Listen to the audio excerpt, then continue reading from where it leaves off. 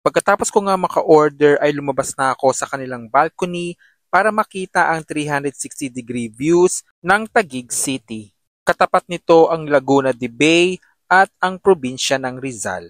Yung feeling kapag nakapunta ka dito ay yung pakiramdam tulad kapag nasa mataas kayong lugar sa Antipolo o Binangonan. Yes, ganun.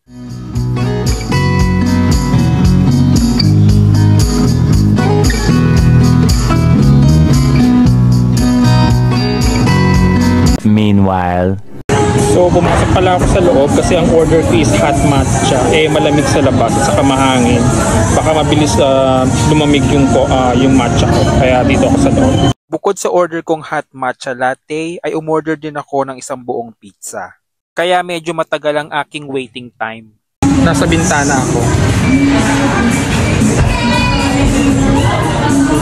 Kita ko yung skyline ng BGC at saka ng Makati. Dito sa kaliwang bintana ay matatanaw ang mga nagtataas ang condominiums ng Arca South, ang skyline ng Makati at ng Bonifacio Global City o BGC. a few moments later. Una nilang sinerve ang aking hot matcha latte.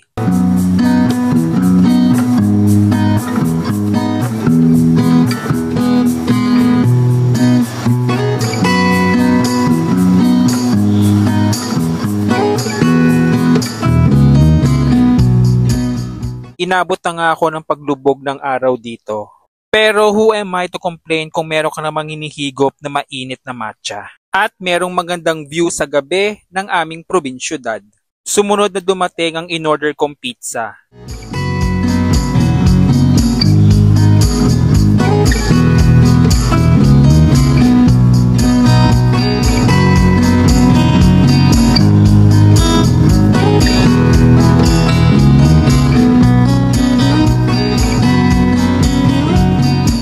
This is the look and ambience sa loob kapag nakabukas na ang kanilang mga ilaw. Very cozy talaga. Hinihintay ko nga dito yung pinabalot kong pizza dahil hindi ko siya naubos. Overall experience ay okay naman siya, so I recommend na itry nyo rin pumunta dito.